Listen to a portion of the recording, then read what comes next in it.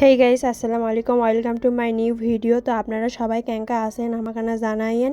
তো আমরা সবাই মিলে চলে যাচ্ছি জয়পুরহাট জেলায় ঐতিহ্যবাহী গুণনাথপুরের মেলায়। এই মেলা হিন্দুদের ডুল উপলক্ষে হয়ে থাকে, বুঝতে পারছেন। 1 মাস ব্যাপী হয় এই মেলাতে। দেখেন, এই তো আমরা চলে যাচ্ছি। তো এই মেলাতে আমরা প্রতি বছরই আসি, কারণ আমার নানির বাড়ির কাছে থেকে এই মেলাটা কাছেই হয়।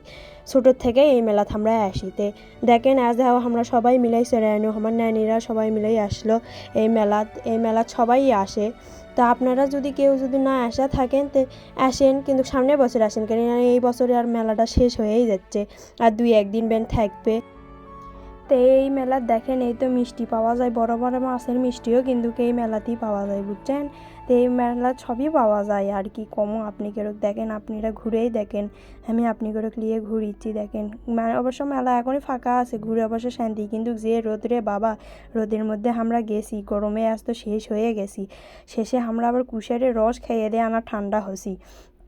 তো দেখেন কি করলো আজ মেলার মধ্যে আমরা ঘুরিচ্ছি আর দেখিচ্ছি, অবশ্য কিছু কিনিনি, বুঝতে পারছেন। সবার খালি দাম শুনছি, মেলার যে এত দাম হয় এই মেলাত, কি আর কই। মানুষ মনে হয় কি কিনবে না দেখবে, সে থেকে কিছুই বুঝতে পারছে না। এই মানুষেরা যে এত দাম চাচ্ছে, এলে খেলনা জিনিস আমরা আগে কিনিচ্ছিল 5 টাকা 10 টাকা, এখন এলে দাম হয়ে গেছে 50 টাকা 100 টাকা করে। দেখেন তো কি কম, আমরা খালি ঘুরিচ্ছি আর দেখিচ্ছি, আর মানুষের কেনাকাটাও দেখছি। মানুষের অবশ্য ভিড় কম, বুঝছেন।